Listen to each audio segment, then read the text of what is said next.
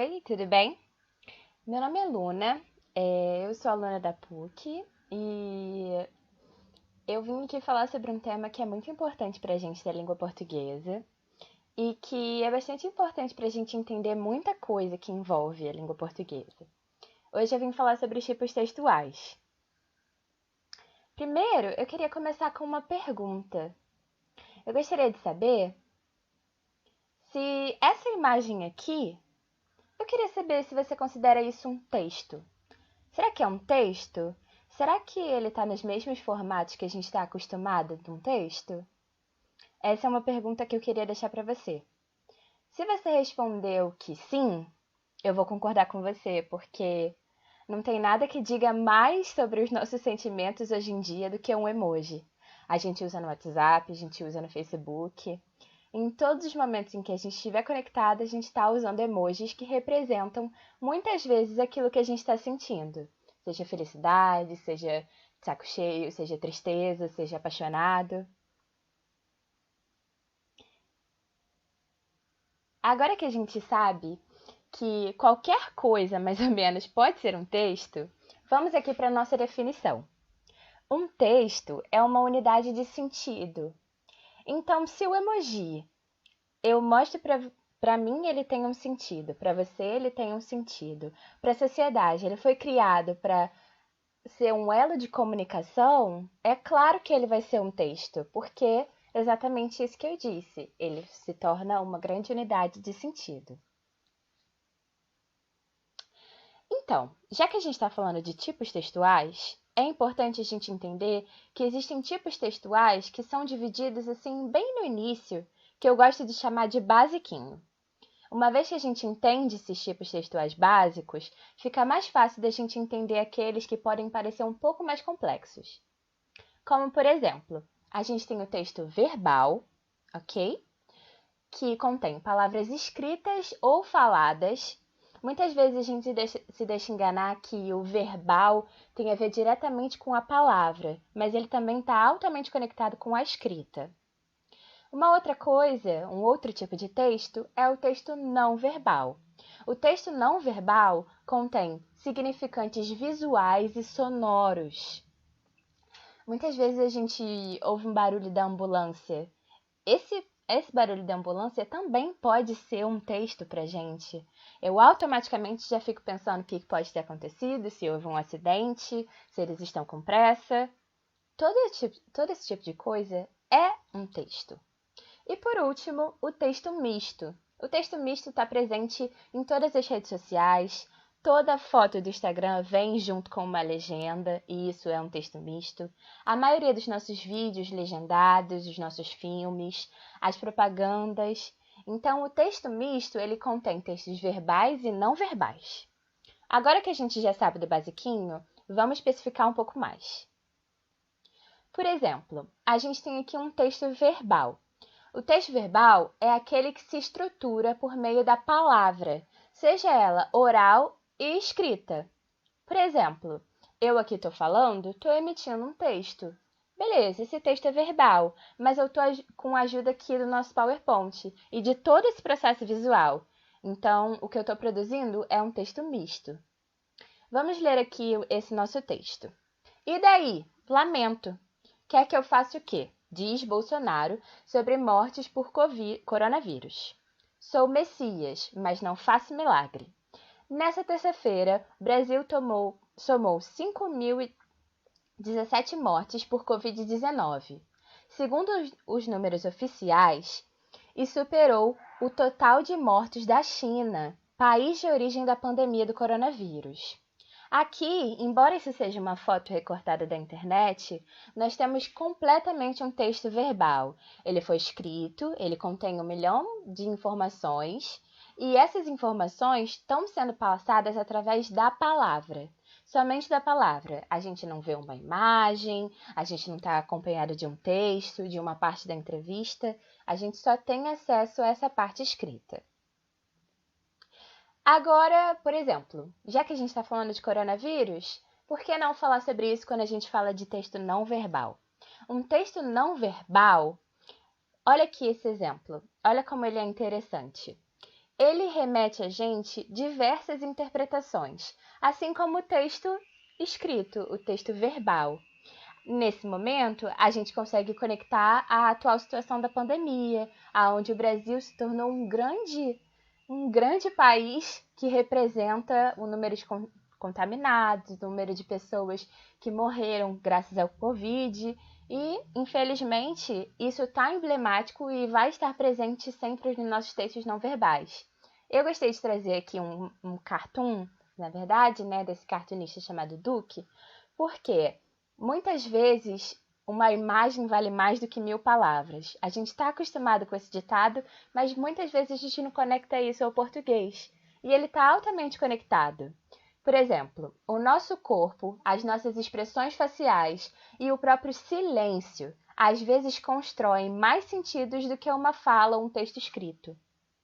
A gente sabe qual é a importância dos momentos de silêncio perante muitos momentos, o silenciamento de muitos políticos perante a grandes corrupções. Existem muitas coisas que vão além do verbal ou além do escrito que podem nos convencer de que aquilo ali é um texto sim.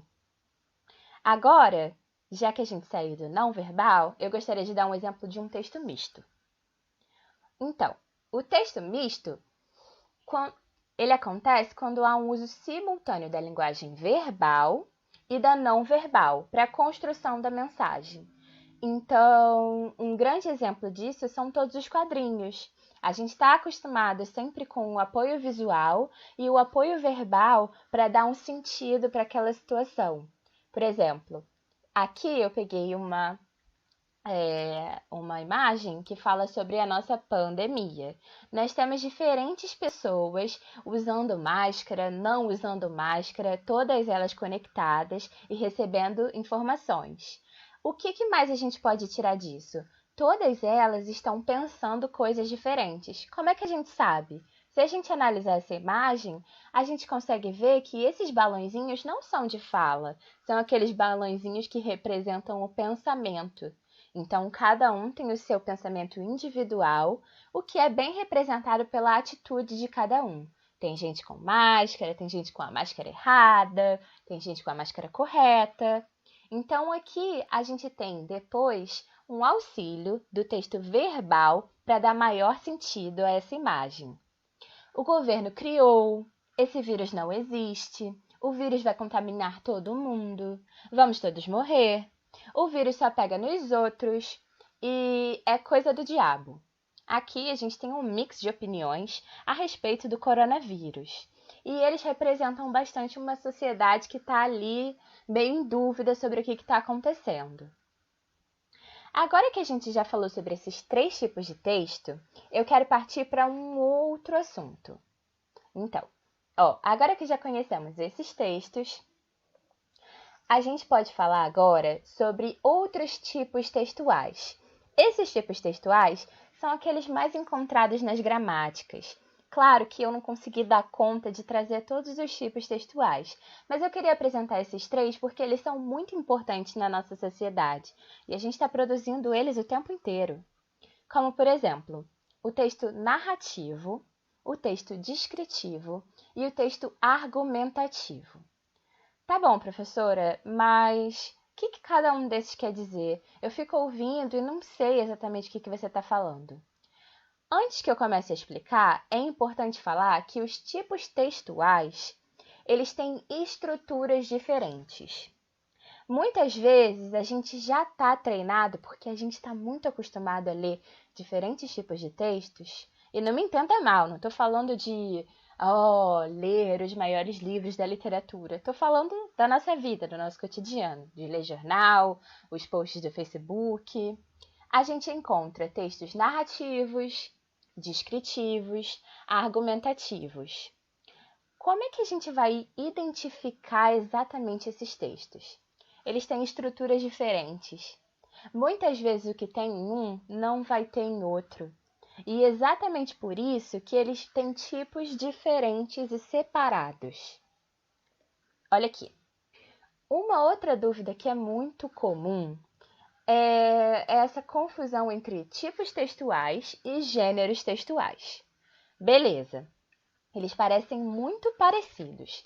Só que o que acontece? Os tipos textuais, eles são uma bolha um pouco maior. Eles englobam coisas muito específicas relacionadas à estrutura física do texto.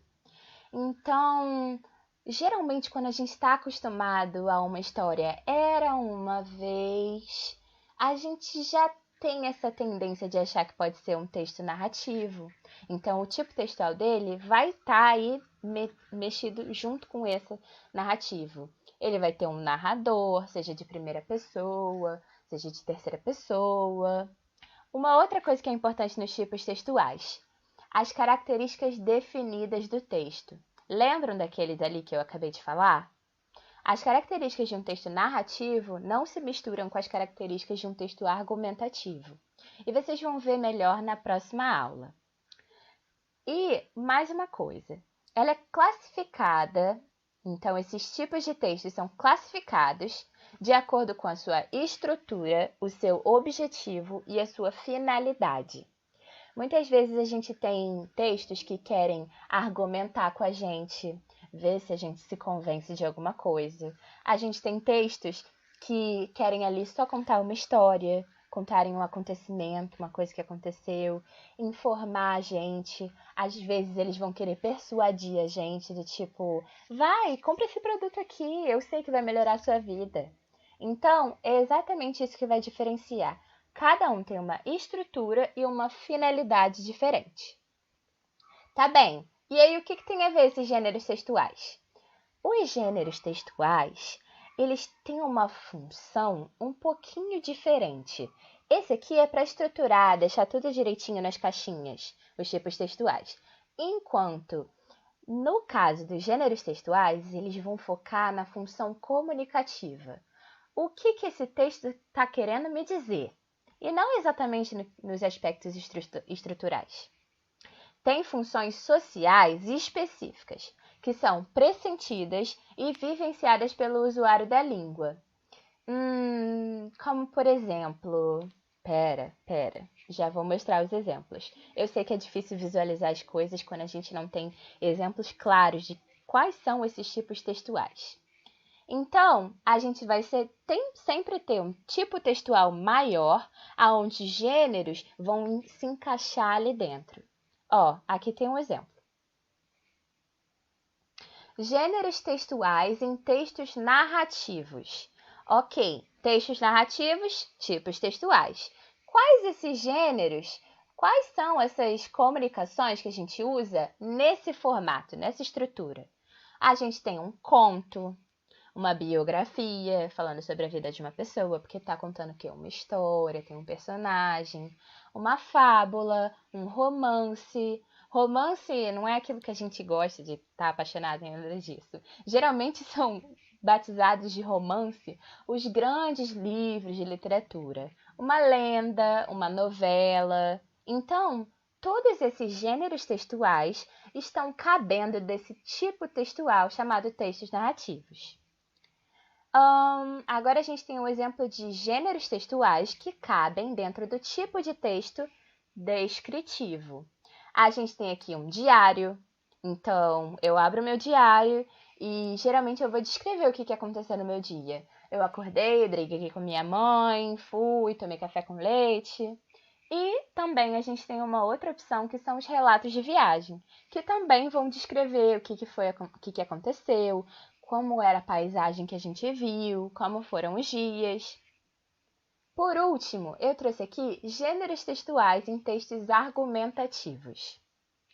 Então, aqui a gente tem uma coisa que é muito importante, porque esses textos argumentativos são os que são cobrados em provas muito importantes de vestibular, como o Enem, como o texto, às vezes, da UERJ. Então, é importante a gente estar bem a par desse texto argumentativo.